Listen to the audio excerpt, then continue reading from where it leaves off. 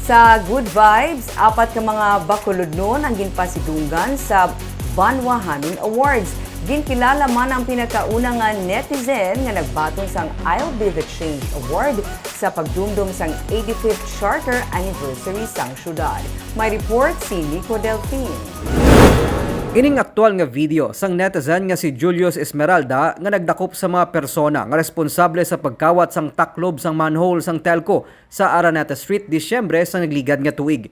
Tungod sang kaisog kag pag-ulikid sa kadamaan nga mahimo makalitan sa pagkadula sang taklob sang manhole, si Esmeralda ang isa man sa napasidunggan sa Banwahanon Awards bilang nahauna nga recipient sang I'll Be the Change Award. Kunti happy man ko. Kag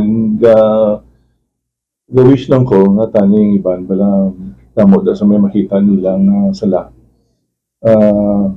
Himo na lang right the wrong we see. So whatever wrong nga makita naton, kung pwede naton correct lang naton.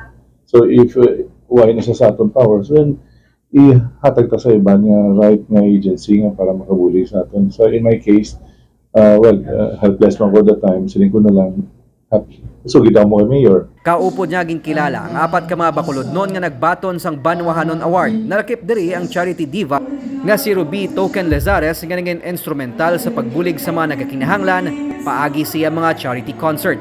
Ginpasidunggan man ang philanthropist nga si Ian Manuel Lo, presidente sang Negros Grace Pharmacy nga dako ang naging kontribusyon hindi lang sa mga kabarangayan sa Bacolod kundi pati man sa pila ka mga LGU sa probinsya sang nagpeak ang pandemic. Nagbaton man sang Banwahanon Award ang mga negosyante nga sanday Willie Au kag Benjamin Lopwe nga naghatag bulig para mapasanyog ang mga programa sa ikayong lawas, sports, disaster response kag peace and order sa syudad.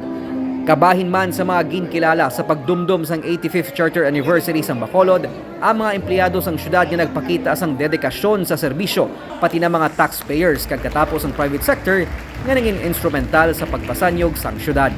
Nico Delfino para sa DigiCast Negros.